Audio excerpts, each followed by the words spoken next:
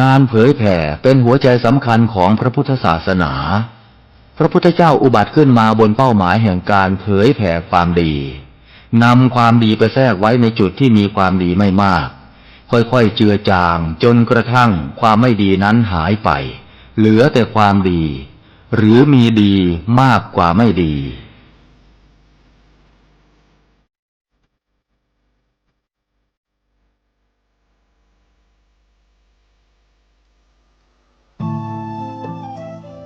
ท่านกำลังติดตามรับฟังสถานีวิทยุกระจายเสียงพระพุทธศาสนาแห่งชาติและสังคมคลื่นเพื่อการศึกษาพระพุทธศาสนาและวัฒนธรรมระบบ FM 104.5 เมกะเฮิรตซ์รายการต่อไปเป็นรายการคดีโลกคดีธรรมขอกราบถวายความนอบน้อมแด่พระรัตนตรัยถวายความเคารพพระมหาเถระพระเถรานุเถระทุกท่านขอเจริญสุขญาติโยมสาธุชนที่กำลังติดตามรับฟังรายการจากสถานีวิทยุแห่งนี้ทุกท่านขอนำท่านผู้ฟังเข้าสู่รายการคดีโลกคดีธรรมพบกันในวันนี้วันแรม11 ค่ำเดือน 7วันนี้ตรงกับวันพฤหัสบดีที่11 มิถุนายนพระพุทธศักราช2569รายการคดีโลกคดีธรรมมาพบกับสาธุชนเป็นประจำทุกวันทางสถานีวิทยุพระพุทธศาสนาแห่งชาติคลื่นต่างๆสาธุชน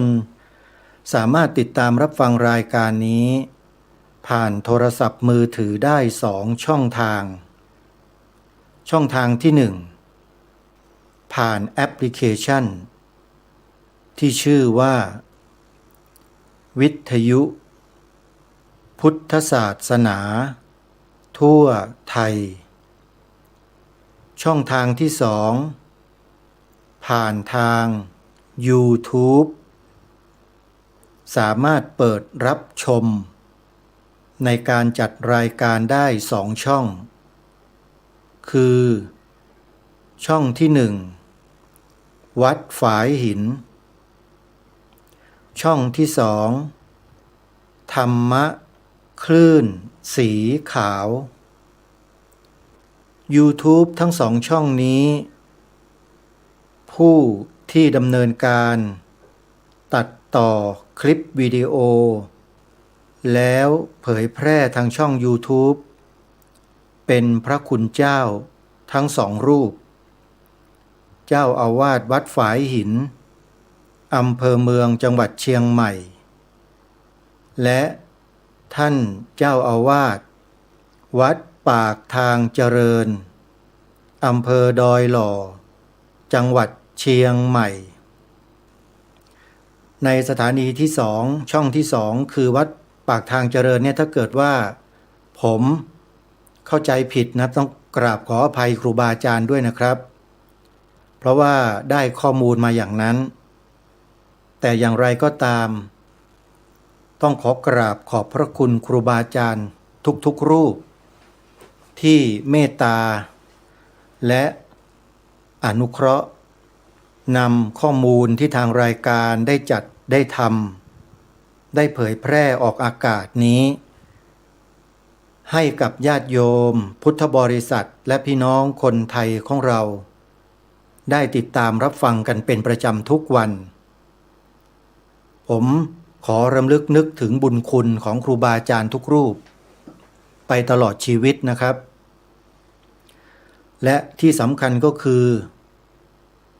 ทุกท่านมีหัวใจเดียวกันเลย คือที่ทำไปทั้งหมดเนี่ยเราตอบแทนคุณพระสัมมาสัมพุทธเจ้าคุณของบรรพชนของเราบรรพบุรุษของเราองค์บูรพมหากษัตริยาธิราชเจ้าของพวกเรานี่คือสิ่งที่เราตั้งใจทำเพื่อตอบแทนคุณแผ่นดินของเราอาตมาภาพและกระผมเนี่ยที่กระทำอยู่ทุกวันนี้ไม่เคยที่จะอายไม่เคยเคอะเขินไม่เคยกลัวไม่เคยย่อท้อไม่เคยคิดที่จะยกเลิก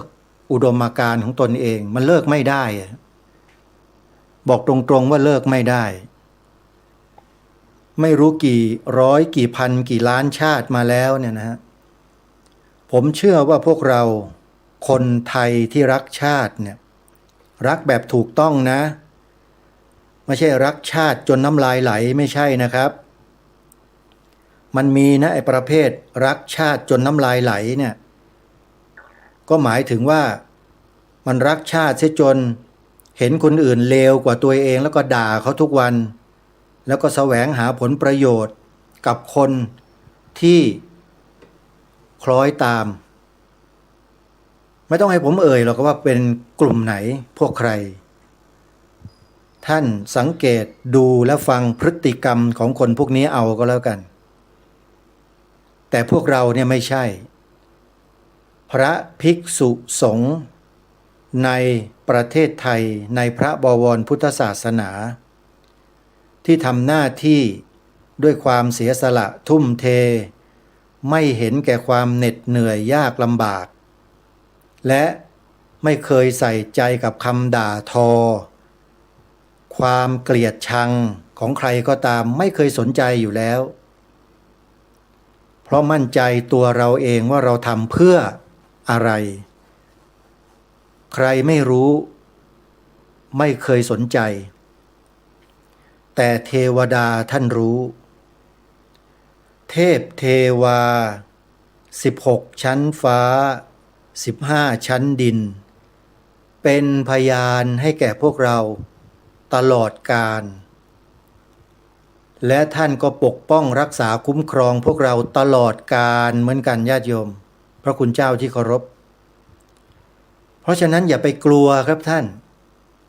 บรรพบุรุษเราน่ะเคยกลัวอะไรที่ไหนล่ะลองไปศึกษาประวัติศาสตร์ดูสิบรรพชนไทยเราในอดีตเคยกลัวอะไรไหมไม่ต้องไกลหรอกยุคต้นรัตนโกสินทร์เนี่ยศึก9 ทัพหรือที่เรารู้จักในนามของสงคราม9 ทัพเนี่ยผู้นำทัพของไทยเราก็คือสมเด็จพระบวรราชเจ้ามหาสุรสิงหนาถชื่อบุญมาถ้าพูดเป็นภาษาชาวบ้านธรรมดาคือน้องชายของรัชกาลที่1ถ้าเป็นภาษาราชาศัพท์ก็คือพระอนุชาธิราชในพระบาทสมเด็จพระพุทธยอดฟ้าจุฬาโลกมหาราชทรงนำทัพเพียงแค่น้อยนิดไปรับศึกกองทัพอันมหึมาของพม่า140,000ของเราเท่าไหร่ไม่ถึง 70,000แต่สามารถกำชัยชนะต่อข้าศึกที่มีกองกำลังมหึมาที่แบ่งกองกำลังตีขนาบตั้งแต่ภาคเหนือไปยังจรดภาคใต้เพื่อหวังจะทำลายพระนครของสยามของเราในยุคนั้นและในยุคนั้นแหละ เกิดวีระบุรุษวีระสตรีขึ้นมากมายหลากหลายเลย นั่นแหละคือบรรพชนของเรา และบางครั้งก็เป็นบรรพบุรุษของพวกเราด้วยอาตมาภาพหรือกระผมไม่ใช่บ้าหนังวงจักรผมไม่ค่อยได้ดูหรอกครับหนังวงจักรเนี่ยแต่ผมศึกษาประวัติศาสตร์การปกป้องชาติบ้านเมืองประเทศชาติและที่สำคัญคือพระพุทธศาสนาอันนี้สำคัญที่สุดเลยถ้าบรรพชนเราบรรพบุรุษของเราไม่นับถือศาสนาพุทธไม่ปฏิบัติให้ถูกต้องตามหลักธรรมคำสอนของพระสัมมาสัมพุทธเจ้านะเราจะพาประเทศนี้ไม่รอดเป็นเมืองขึ้นเป็นขี้ข้าเป็นทาสของพวกนักล่าอาณานิคมไปหมดแล้วแต่เดชะบุญที่บรรพบุรุษเราบรรพชนเราเนี่ยมีพระรัตนตรัยเป็นที่พึ่งตลอดชีวิตและไม่เคยคิดจะเปลี่ยนแปลงแม้แต่นิดเดียวก็เลยทำให้เทพพยดาฟ้าดินเนี่ยท่านโปรดแล้วก็คุ้มครองตลอดมาจนถึงวันนี้เลยนะโดยเฉพาะองค์พระสยามเทวาธิราชเอ่ยนามท่านทีไรเนี่ยทำให้ใจเนี่ยมันฮึกเหิมเหลือเกินญาติโยมไม่ใช่จะไปสู้รบกับใครนะไม่ใช่นะโยมแต่จะทำหน้าที่ให้ถึงที่สุดเนี่ยโดยใช้ปากตัวเองนี่แหละทำหน้าที่กล่าวพูดแสดงอธิบายให้ความรู้แก่ผู้คนในสังคม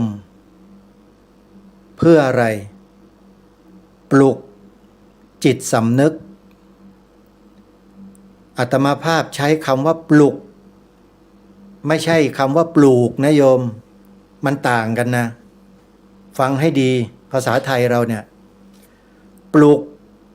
จิตสำนึกกับปลูกจิตสำนึกคนละเรื่องสระอูกับสระอุต่างกันนะปลุกจิตสำนึกคือปลุกขึ้นมาจิตสำนึกนะมีกันอยู่แล้วพวกเราทุกคนคนไทยเนี่ยมีไม่ใช่ไม่มีนะแต่มันนอนหลับทับสิทธิ์รายการคดีโลกคดีธรรมก็เลยมาทุบมาตีมาเขย่ามากระชากมากระตุกเพื่อให้ลุกให้ตื่นกันให้จิตสำนึกมันตื่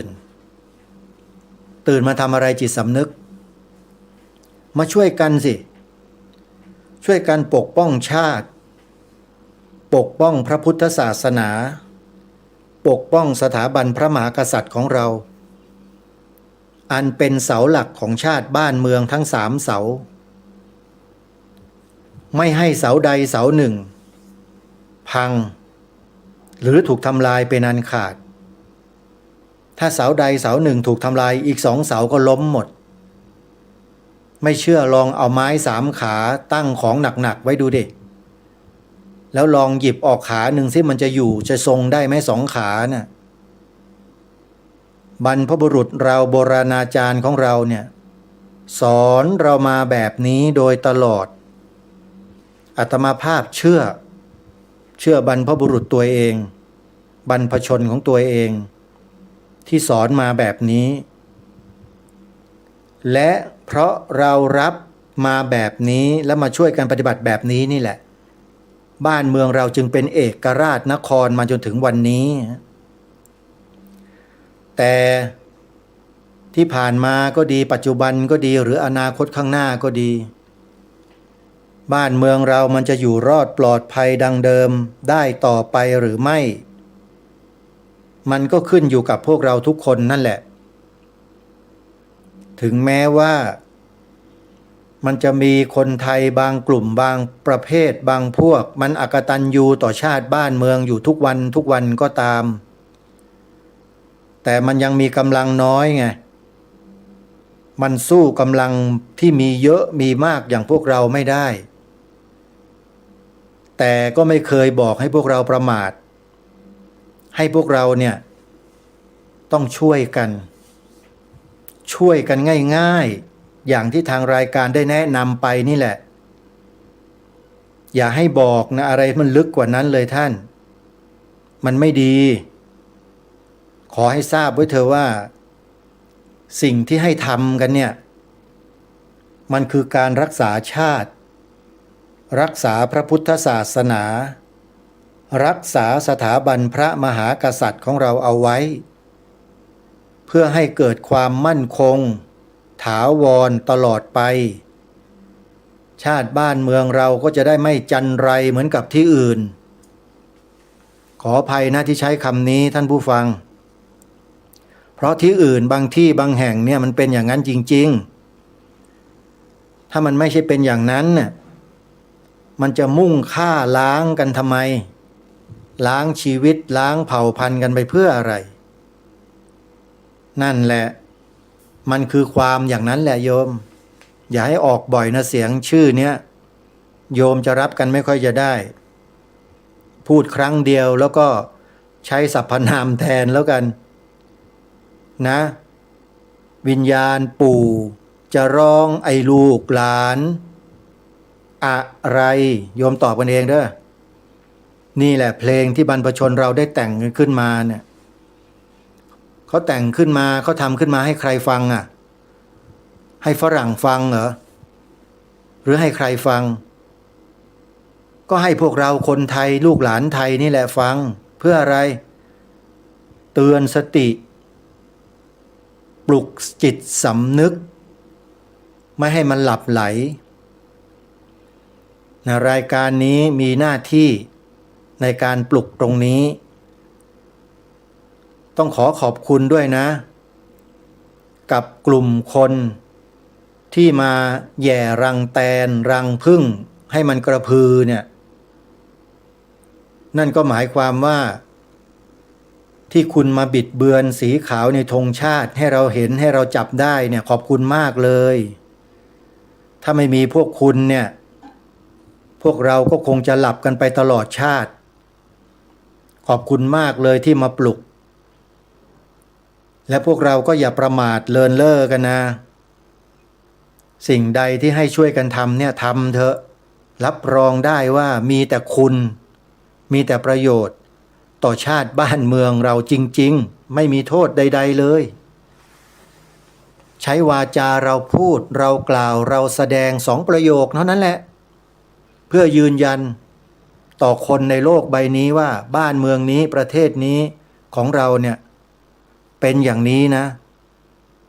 2 ประโยคนะจำได้ไหมโยมแม่จันทิพย์จำได้นะโยมแม่สุบินแสงสักคูวัดบ้านปลาคูนจำได้นะโยมนะแล้วก็ญาติโยมอีกหลายๆท่านย้ำบ่อยๆเดี๋ยวลืมประโยคที่1พระพุทธศาสนาเป็นศาสนาประจำชาติไทยของเราประโยคที่2สีขาวในธงชาติไทยหมายถึงพระพุทธศาสนาเท่านั้นถ้าใครไม่กล้าพูดออกอากาศไม่กล้าแสดงออกอากาศขอให้ท่านพิจารณาตัวท่านเองนะว่าท่านเป็นคนยังไงทางรายการไม่ได้ว่าท่านนะทั้งพระทั้งโยมเนี่ยไม่ว่าท่านจะอยู่ในตำแหน่งใหญ่โตแค่ไหนก็ตามท่านต้องพิจารณาตัวท่านเองว่าทำไมท่านไม่พูดทำไมท่านไม่กล่าวอาตมาและกระผมไม่รู้จริงๆแต่ท่านจะรู้ตัวท่านเองว่าทำไมท่านไม่พูดไม่กล่าวเพราะอะไรอย่าคิดว่าท่านมีความรู้สูงมีตำแหน่งมียศสูงแล้วท่านจะกล้าพูด2 ประโยคนี้นะผมไม่มั่นใจนะว่าท่านจะกล้า และผมก็ไม่ทราบด้วยว่าท่านไม่กล้าพูดเพราะอะไร ไม่กล้าสอนเด็กนักเรียนเพราะอะไร ไม่กล้าสอนพระลูกศิษย์สามเณรลูกศิษย์ของท่านที่เรียนพระปริยัติธรรมอยู่ในโรงเรียนพระปริยัติธรรมทั่วประเทศท่านไม่กล่าวไม่บอกสอนเขาให้กล่าวสองประโยคนี้เพราะอะไรผมไม่ทราบแต่ผมรู้อย่างเดียวว่าบรรพบุรุษเราฝากเราไว้ให้ช่วยกันสืบสารรักษาต่อยอดและผมเองก็เป็นคนที่อกตัญญูไม่เป็นด้วยเมื่อบรรพชนฝากมาเช่นนี้ก็ต้องรับมาแล้วก็สารต่อสิ่งที่บรรพชนฝากไว้เป็นการปฏิบัติตามหน้าที่ของความเป็นลูกหลานคนไทยนี่คือสิ่งที่ทางรายการยึดถือเป็นหลักในการทำหน้าที่มาโดยตลอดไม่ว่าจะทำอะไรก็แล้วแต่งานการศึกษาหรืออะไรก็ตามเนี่ยจะต้องรำลึกนึกถึงข้อนี้เป็นหลักอะไรก็ตามที่จะมาทำลายความเป็นไทยของเราเนี่ยอาตมาภาพก็ดีหรือกระผมก็ดีนะโยมพระคุณเจ้าครูบาอาจารย์ฮะผมไม่ทำครับขนาดผมนั่งเรียนอยู่เป็นเด็กนักเรียนมัธยมปีที่หนึ่งผมเคยเล่าให้ฟังในรายการเมื่อเร็วๆนี้มีคนส่งให้เรียนด้วยผมไม่ต้องเสียค่าอะไรเลยผมยังนั่งนึกอยู่ในใจของตัวเองสมัยนั้นผมยังเป็นเด็กอยู่นะครับม.1เนี่ยเพิ่งจบป.6มาเนี่ยผมถามตัวเองว่ากูมานั่งทำอะไรวะเนี่ยทั้งที่เรียนหนังสือนะครับถามตัวเองอยู่อย่างเงี้ยเป็นอาทิตย์นะฮะจนสุดท้ายผมเรียนก็เรียนไม่รู้เรื่องอ่ะผมไม่ไปเลยแม่ก็ถามผมเหมือนกันว่าทำไมไม่ไปเรียนผมบอกว่าไม่รู้จะเรียนไปทำไมเรียนไปก็ไม่มีอะไรดีขึ้นออกมาทำงานทำมาหากินเลี้ยงพ่อเลี้ยงแม่ดีกว่าแล้วก็เป็นไปตามที่วาจาผมพูดด้วยผมไปรับจ้างไม่ว่าไปเลี้ยงหมูเลี้ยงไก่ไม่ว่าจะไปรับจ้างอยู่รถ10 ล้ออยู่เป็นช่างทำรองเท้าไปอยู่โรงงานล้างขวดซีอิ๊วน้ำปลาเน่าบูดผมทำมาทั้งนั้นและพูดต่อหน้าไฟนะญาติโยมอาตมานี่ไม่ใช่ยกตัวเองนะเป็นเด็กที่แปลกคือสงสารแม่เห็นโดนพ่อนี่ทุบตีมาตั้งแต่เด็กๆมาจนกระทั่งโตสงสารมากทำงานได้เงินเดือนเท่าไหร่1 ส่วนของตัวเองเก็บไว้3 ส่วนเนี่ยเงินเดือนของเงินเดือนนะ3 ส่วนยกให้แม่หมดเลยเอาไปเถอะแม่เอาไปทำอะไรทำไปลูกขอแค่นี้แหละมีชีวิตอยู่ทำงานเพื่อหาเงินเลี้ยงดูแม่แล้วก็ช่วงหนึ่งที่ไม่ได้เลี้ยงดูเหมือนกันแหละแต่ก็ไม่ได้มากเหมือนกับไปทำงานก็ไปรับราชการทหารกองประจำการ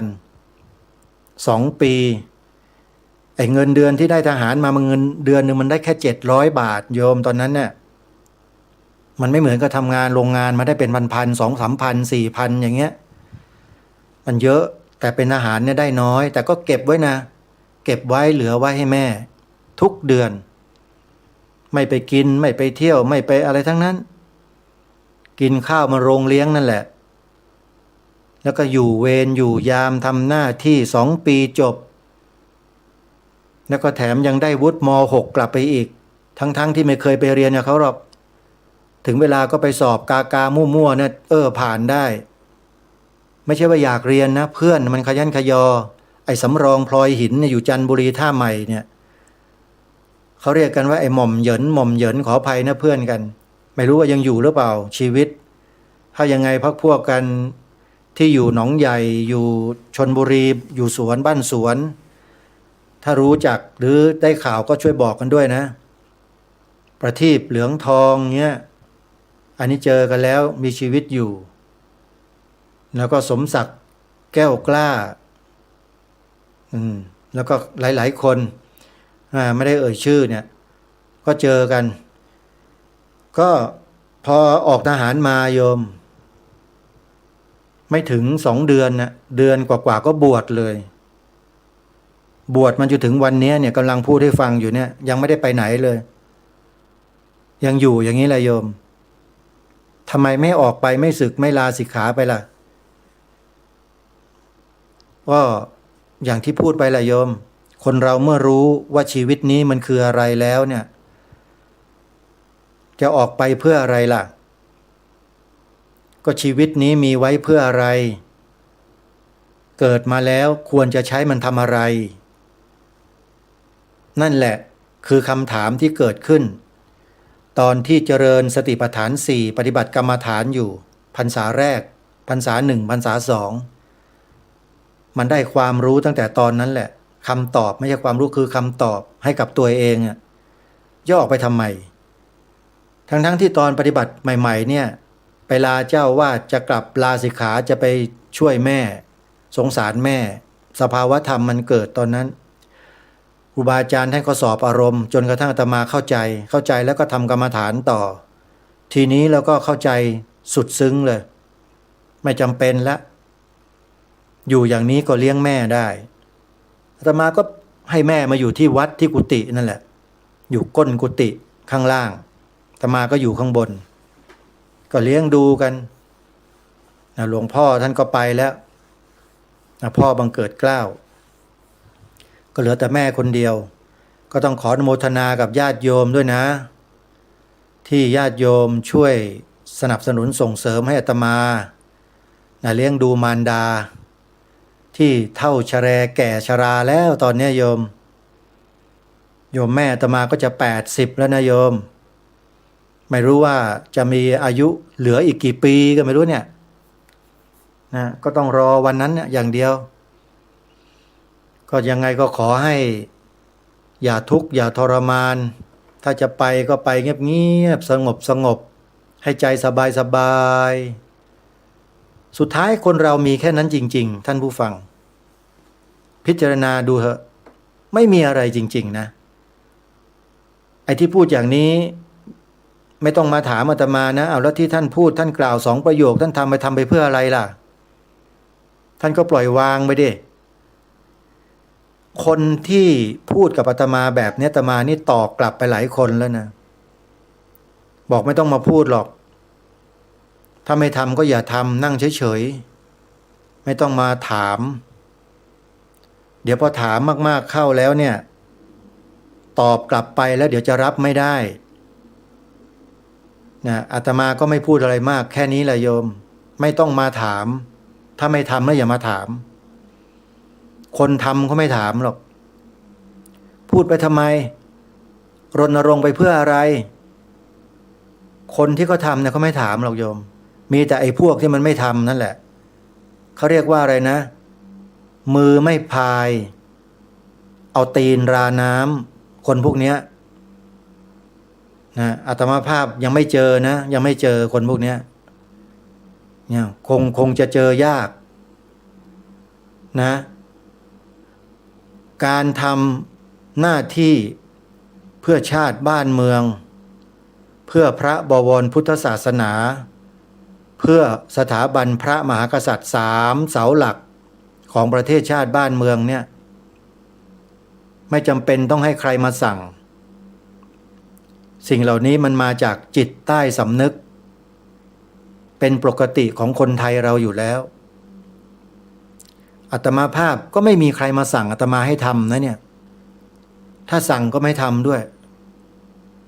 อาตมาภาพเป็นคนมีนิสัยเสียอยู่อย่างหนึ่งใครสั่งนะไม่ค่อยทำแต่ถ้าอันไหนที่ควรจะทำแล้วไม่ต้องมาสั่งทำเองแล้วก็ตัดสินใจเองด้วยนี่คือสิ่งที่เป็นตัวตนของอาตมาเองท่านผู้ฟังถ้าคนไทยเราไม่คิดกันแบบนี้ไม่มีจิตสำนึกกันแบบนี้นะบ้านเมืองเราเนี่ยอันตรายในอนาคตเพราะมันจะมีแต่คนงอมืองอเท้าไงเวลาเกิดเหตุการณ์อะไรที่เราจะต้องร่วมด้วยและช่วยกันแก้สถานการณ์แก้ปัญหาเนี่ย มันจะหาคนออกมายาก ถ้าไม่ปลุกกันซะแต่เดี๋ยวนี้เนี่ยมันต้องปลุกกันให้ตลอดปลุกกันให้ต่อเนื่องปลุกกันจนกระทั่งตายกันไปข้างนึงแหละจนปลุกกันไม่ไหวนั่นแหละเอาจริงๆนะท่านผู้ฟังอย่าเอายุคอย่าเอาสมัยมาเป็นเครื่องในการตัดสินยุคนี้มันยุคอะไรแล้วมันคนละยุคกันแล้วเรื่องของมึงเลยจะไปอยู่ยุคไหนก็ไปอยู่จะไม่ทำก็ไม่ต้องทำไม่ต้องมาพูดอันนี้มันคือหน้าที่ของคนไทยลูกหลานคนไทยถ้าไม่อยากเป็นคนไทยก็ไม่ต้องทำก็แค่นั้นเองไม่เห็นจะเดือดร้อนอะไรเลยแต่ที่พูดทุกวันนี้พูดเพราะว่าเชื่อว่ายังมีคนไทยที่มีจิตสำนึกอยู่แล้วก็พยายามที่จะมาปลุกให้จิตสำนึกตรงนั้นมันตื่นขึ้นมาแล้วก็ใส่เอาความกล้าความเด็ดเดี่ยวอาจหาญเนี่ยเข้าไปใส่เข้าไปเพิ่มมันเข้าไปฟังรายการคดีโลกคดีธรรมแล้วมันต้องกล้าต้องอาจหาญต้องเด็ดเดี่ยวไม่ใช่เหมือนกับอะไรก็ไม่รู้เราไม่ได้ไปทำลายใครไม่ได้ทำร้ายใครเลยนะเนี่ยเราทำเพื่อปกป้องบ้านเมืองของเรานี่อันนี้สำคัญระลึกนึกถึงไว้นะ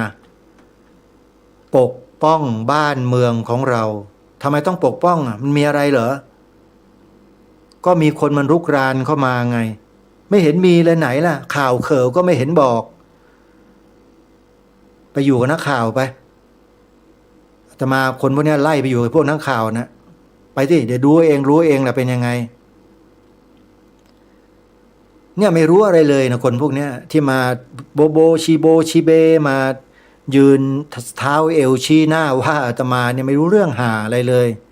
ขออภัยนะโยมที่ออกคำนี้จริง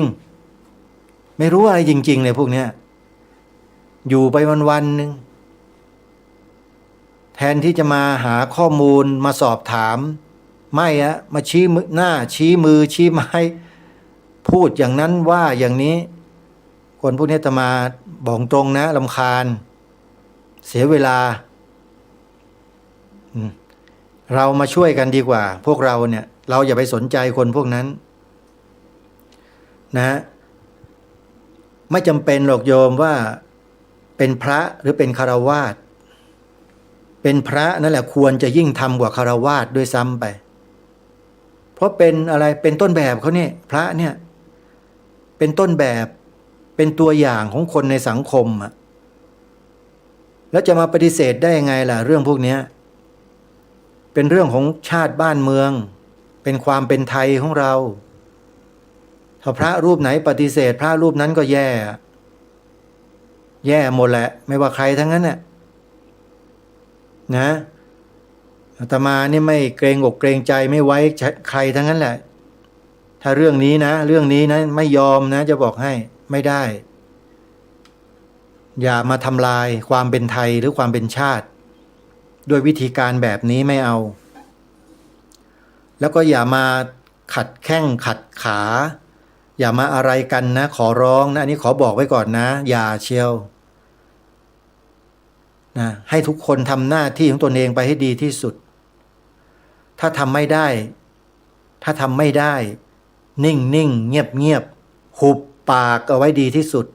ไม่ต้องพูดอะไรเตือนแล้วนะอันนี้เตือนกันดีๆไม่ต้องมาแสดงอะไรออกมาเป็นการขัดขวางเด็ดขาดเพราะเดี๋ยวมันจะล้มมันสะดุดอะไรล้มเอาพอล้มไปแล้วเดี๋ยวมันจะปากแตกจมูกหักหน้าแหกเอาไม่รู้เรื่องมันจะเป็นอย่างนั้นอันนี้เตือนกันดีๆนะเพราะนั้นอยู่นิ่งๆเงียบๆไว้นะถ้าใครไม่ทำก็เงียบๆนิ่งๆแต่ถ้าใครคิดว่าตัวเองควรจะเป็นหนึ่งในคณะบุคคลที่จะต้องช่วยกันปกป้องชาติบ้านเมืองของเราเนี่ยโยมก็ออกมาทำหน้าที่ของโยมตามแต่ความถนัด แล้วแต่เทคนิคของแต่ละคนที่จะกล่าวที่จะแสดง ซึ่งมันจะให้เหมือนกันมันเป็นไปไม่ได้หรอก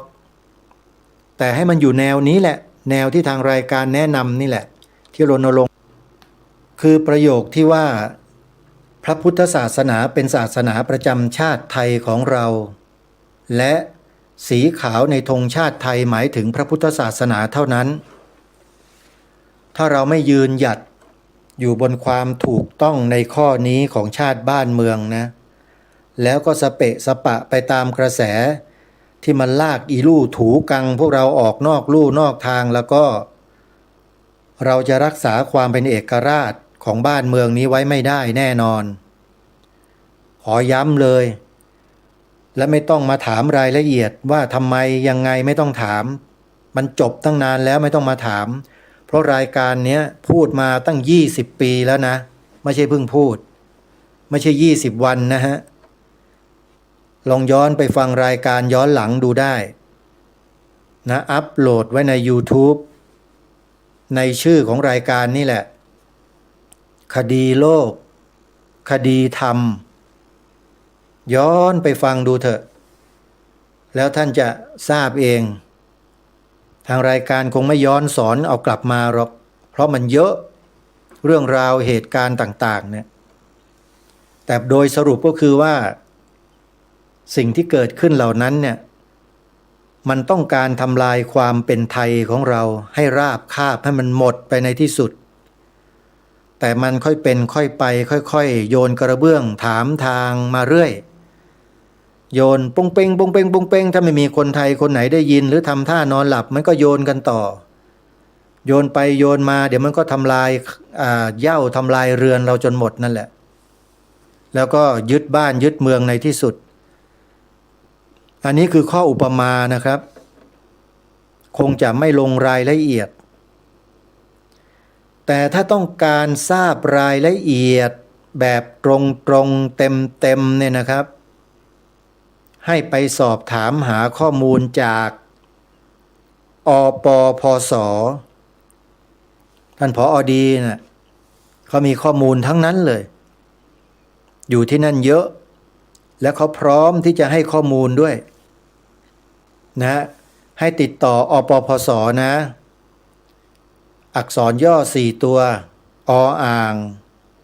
ปอปลาพอพานสอเสืออปพส.ดูใน TikTok ดูใน Facebook ดูใน YouTube นะหรือพิมพ์เข้าไปใน Google เดี๋ยวก็เจอ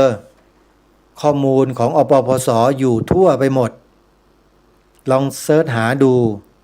แล้วเดี๋ยวก็ได้เบอร์โทรศัพท์พอได้เบอร์โทรศัพท์แล้วก็สอบถามดูถ้าเขาถามว่ารู้มาจากไหนใครบอกกล้าบอกเขาไหมล่ะว่าฟังจากรายการคดีโลกคดีธรรมนะบอกไปเลยนะผอ.ดีเนี่ยอาตมาช่วยพูดให้อปพส.มานานแล้วแต่บางทีพวกเขาอาจจะไม่ค่อยรู้กันหรอก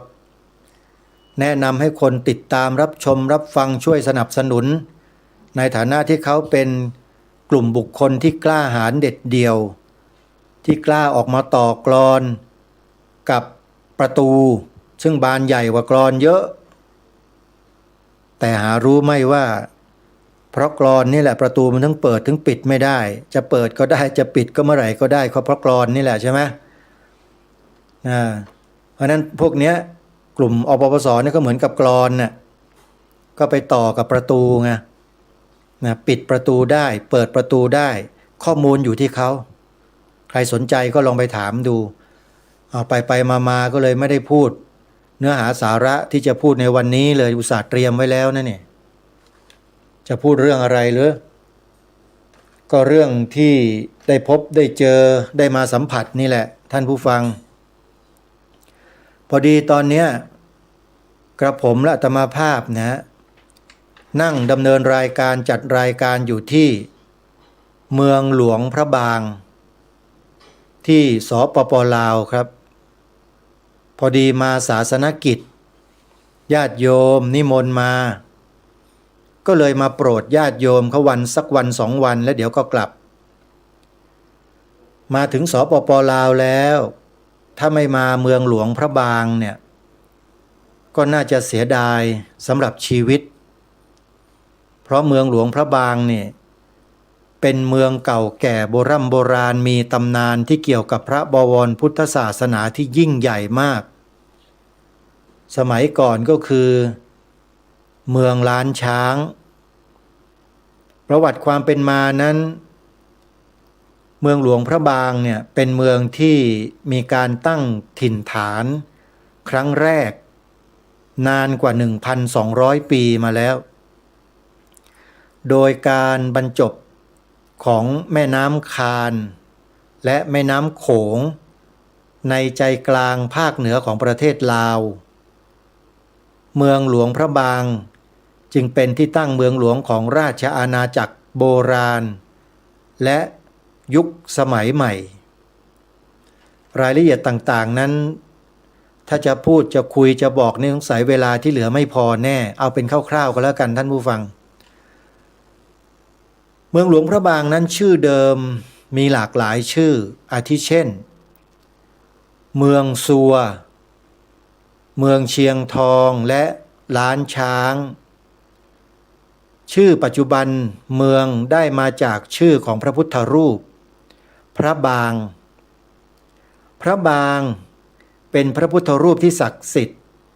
และเป็นที่เคารพสักการะบูชาของประชาชนซึ่งประดิษฐานอยู่ที่พิพิธภัณฑ์สถานแห่งชาติในใจกลางเมืองในปัจจุบันหลวงพระบางเป็นที่รู้จักกันดีในการดูแลรักษาอนุรักษ์เอกลักษณ์ของวัดสถาปัตยกรรมแบบดั้งเดิมอาคารยุคอาณานิคมและความสวยงามของธรรมชาติโดยรอบจังหวัดถึงแม้ว่าหลวงพระบางจะเป็นเมืองที่มีการต้อนรับนักท่องเที่ยวจากทั่วทุกมุมโลกแต่ก็ยังมีความสำคัญทางการเมืองการศึกษาและเป็นศูนย์กลางการค้าที่สำคัญสำหรับความหลากหลายทางวัฒนธรรมทางภาคเหนือของลาวตลาดเช้าของหลวงพระบางที่ซึ่งคุณจะพบเห็นเห็ดป่าสดจากภูเขาใกล้เคียงสิ่งทอด้วยมือที่มีเอกลักษณ์โดดเด่นและเป็นสถานที่ท้องถิ่นในการจัดซื้อจัดเตรียมวัตถุดิบในการทำอาหารเมืองนี้เต็มไปด้วยวัดวาอารามที่สวยงามหลายแห่งเช่นวัดเชียงทองวัดใหม่และวัดวิสุทธ์มหาวิทยาลัยสุภานุวงศ์และวิทยาลัยครูมีความสำคัญในปัจจุบันเช่นเดียวกับพิพิธภัณฑ์สถานแห่งชาตินอกจากนี้ยังมีเรือช้าและชาวประมงที่ยังคงดำเนินชีวิตอยู่ตามแม่น้ำโขง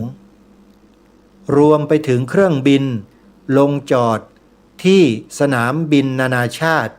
หลวงพระบางเป็นเมืองที่ต่างจากเดิมแต่ไม่เหลื่อมล้ำทางประวัติศาสตร์และประเพณีแขวงหลวงพระบางตั้งอยู่กลางภาคเหนือของลาวมีพรมแดนติดกับแขวงอุดมไซพงสาลีและหัวพันไปทางทิศเหนือนครหลวงเวียงจันทร์และไซยบุรีไปทางทิศใต้และทิศตะวันตกเฉียงใต้เชียงขวางไปทางทิศตะวันออกแขวงหลวงพระบางมีประชากรมากกว่า 400,000 คนรวมทั้ง8กลุ่มชาติพันธุ์ที่แตกต่างกันชนเผ่าชมมักจะสะกดว่าชำเป็นกลุ่มชาติพันธุ์ที่ใหญ่ที่สุดในแขวงและมีประชากรส่วนใหญ่ประมาณ 44% ของประชากรทั้งหมดชาวม้งเป็นอันดับ2ของชนกลุ่มน้อย 16% ในพื้นที่รวมขออภัยในพื้นที่ราบลุ่มมีคนลาวอาศัยอยู่ 39% ของประชากรและส่วนใหญ่อาศัยอยู่ในพื้นที่ราบลุ่มหุบเขาและตัวเมืองหลวงพระบางหลักฐานทางโบราณคดีแสดงให้เห็นว่า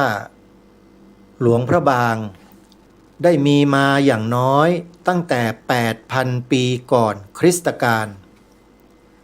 อาณาจักรแรกของลาวคืออาณาจักรล้านช้างก่อตั้งขึ้นในศตวรรษที่ 14 โดยเจ้าฟ้างุ่มหลังจากที่ท่านเอาชนะและรวมอาณาจักรเข้าเป็นอันหนึ่งอันเดียวกันคือเชียงขวางที่ราบสูงโคราชและหลวงพระบางชื่อแรกของอาณาจักรคืออาณาจักรล้านช้างต่อมาในปีพ.ศ. 1357 ปีพระพุทธศักราช 1357 เปลี่ยนชื่ออีกครั้งเป็นเมืองเชียงคงเชียงทองโดยคนในท้องถิ่นหลังจากนั้นไม่นานเจ้าฟ้างุ่มได้รับพระราชทานพระพุทธรูปสีทององค์หนึ่งซึ่งเรียกว่าพระบางเป็นของขวัญจากกษัตริย์เขมรและกลายเป็นเมืองที่เจริญรุ่งเรืองจนเป็นที่รู้จักกันดีในชื่อหลวงพระบางหลวงพระบางเป็นเมืองหลวงของอาณาจักรล้านช้างจนกระทั่งในปีพระพุทธศักราช 1560 สมเด็จพระเชษฐาธิราช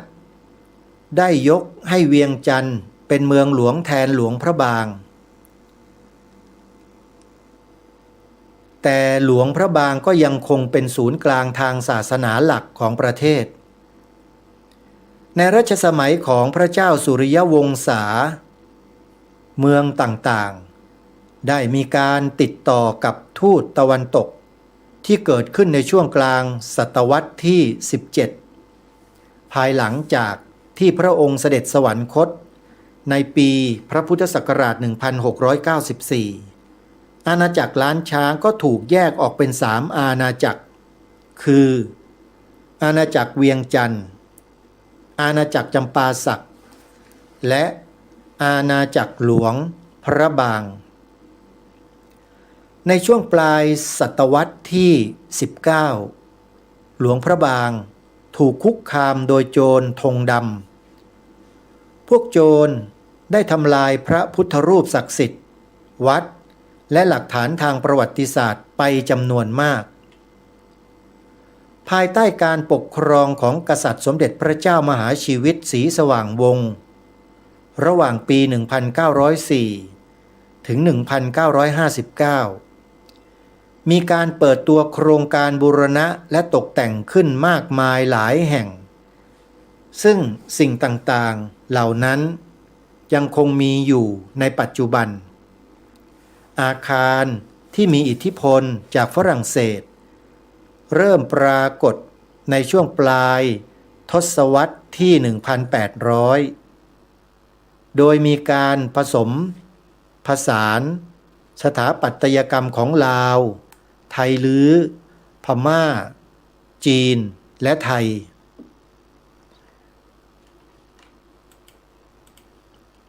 นี่ก็เป็นประวัติของเมืองหลวงพระบางที่อาตมาภาพได้มีโอกาส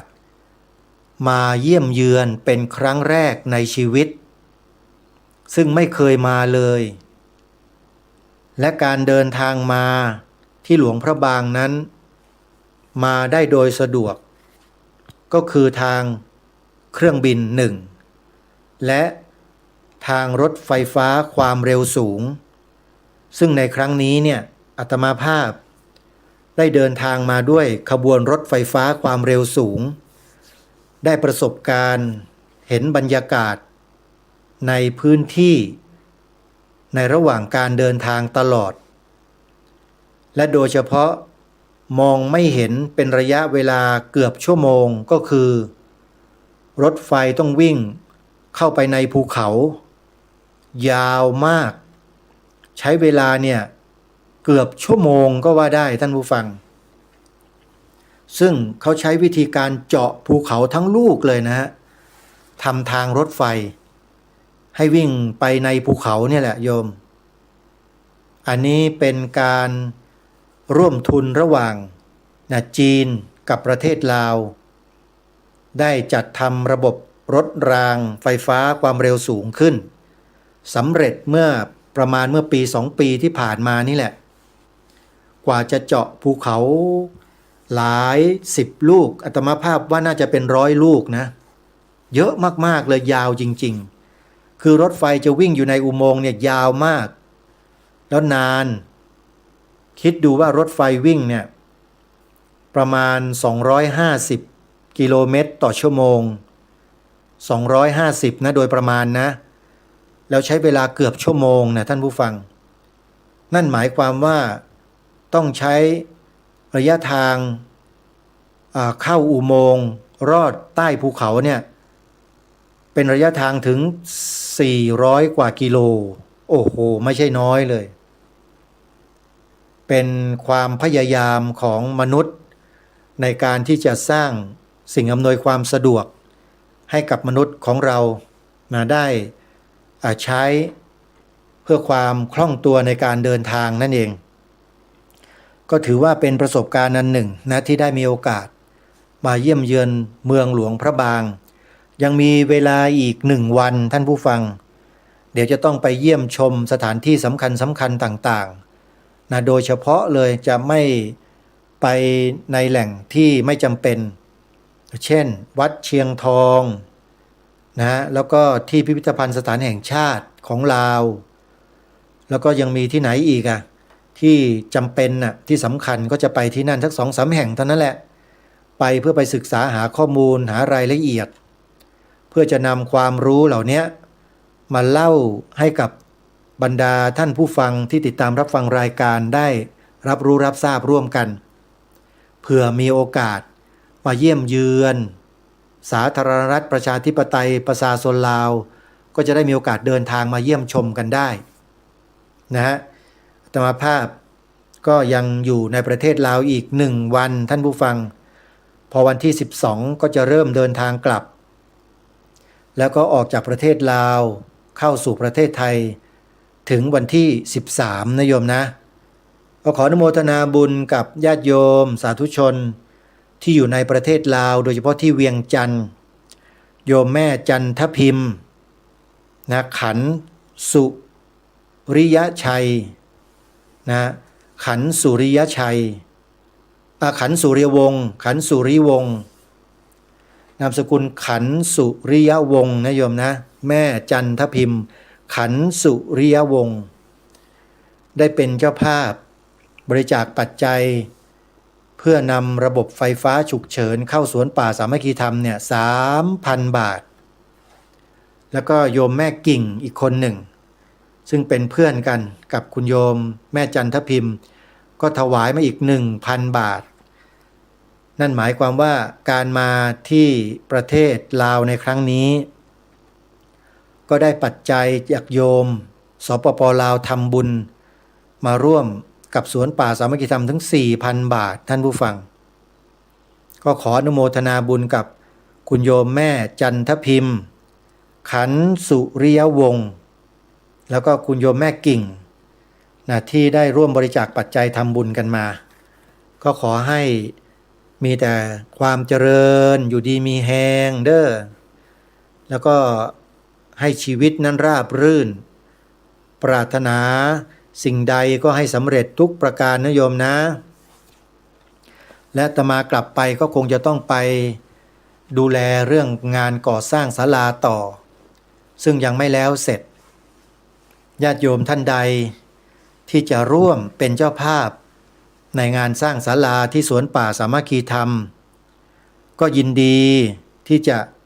รับน้ำใจจากญาติโยมที่จะร่วมด้วยช่วยกันบริจาคกันได้นะโยมนะอาตมาภาพก็เปิดบัญชีไว้เพื่อให้พวกเราได้มีส่วนร่วมกันไว้แล้วใครที่จะร่วมเป็นเจ้าภาพสร้างศาลาก็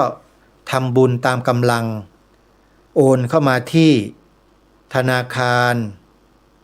ไทยพาณิชย์หมายเลขบัญชี11421949897ธนาคารไทยพาณิชย์หมายเลขบัญชี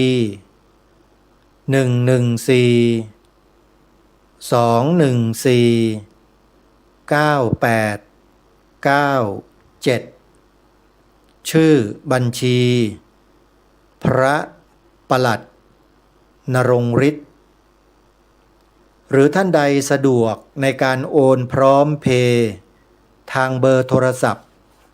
ก็สามารถโอนทางพร้อมเพย์ได้ที่หมายเลข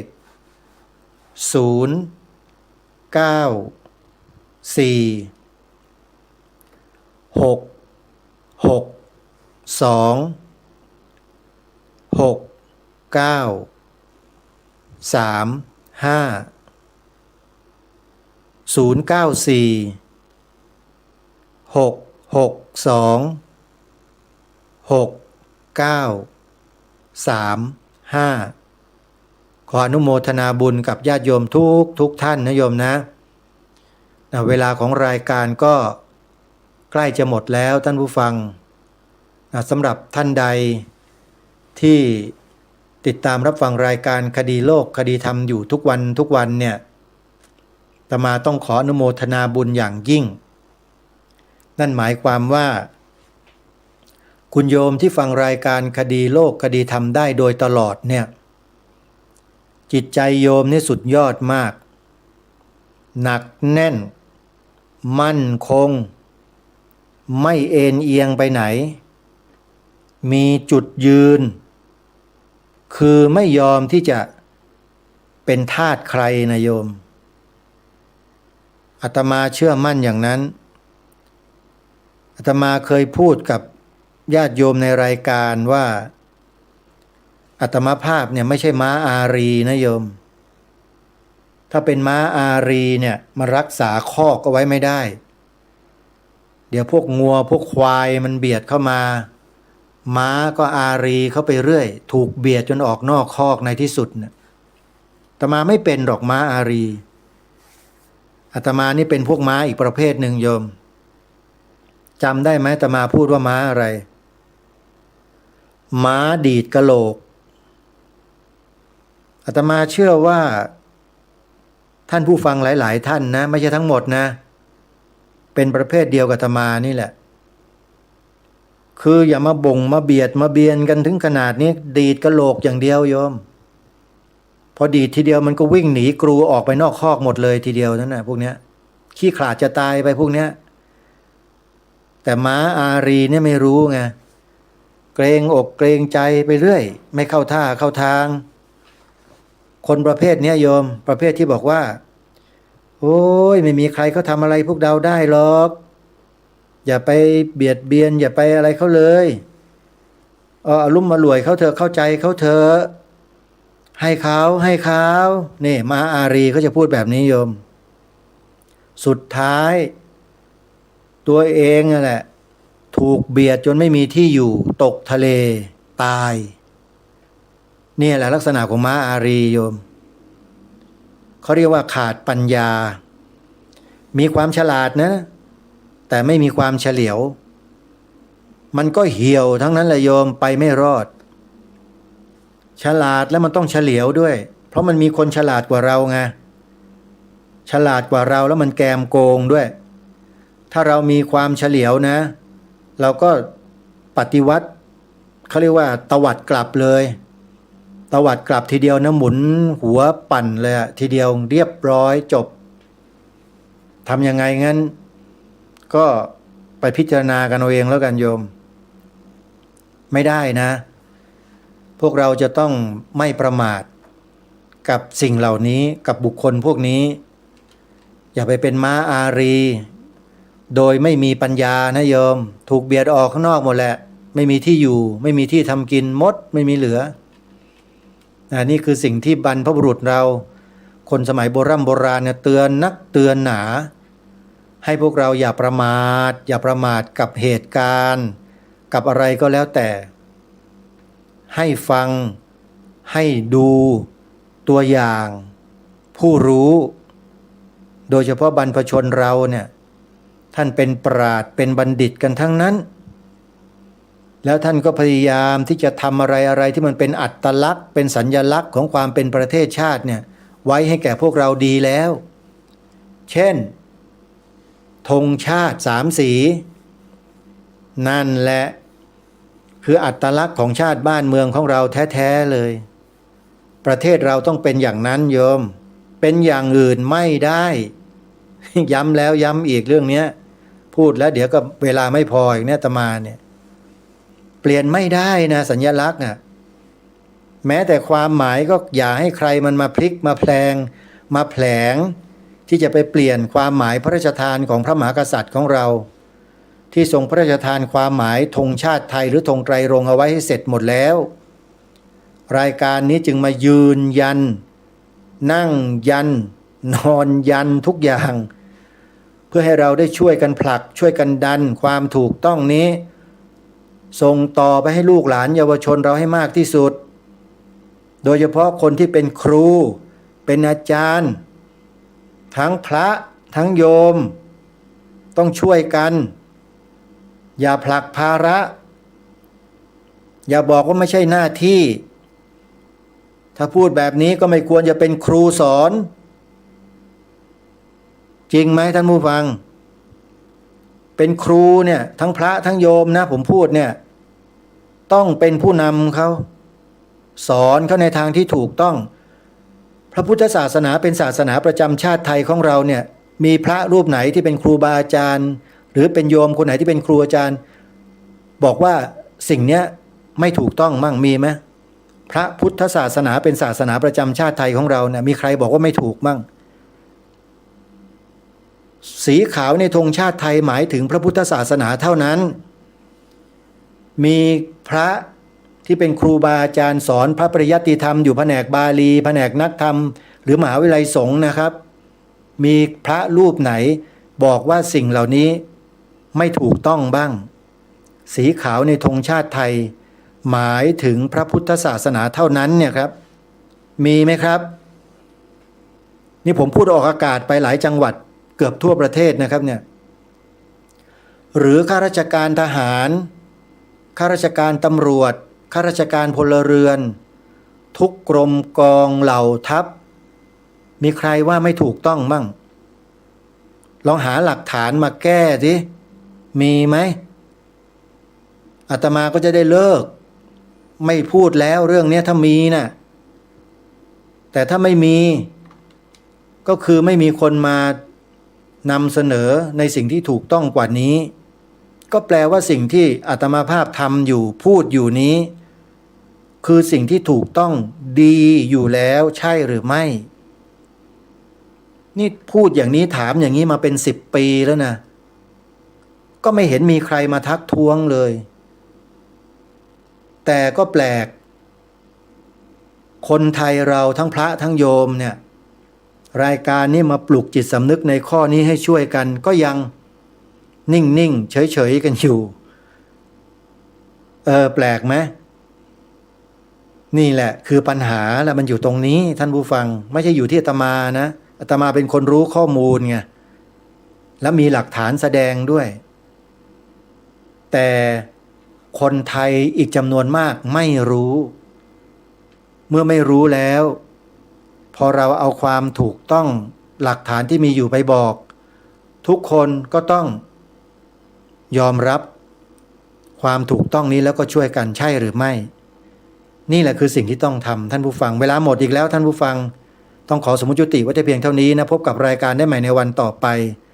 ขอความสุขความสวัสดีในธรรมแห่งองค์สมเด็จพระบรมศาสดาสัมมาสัมพุทธเจ้าจงปรากฏเกิดมีขึ้นในจิตใจของท่านผู้ฟังทุกท่านทุกคนเทิน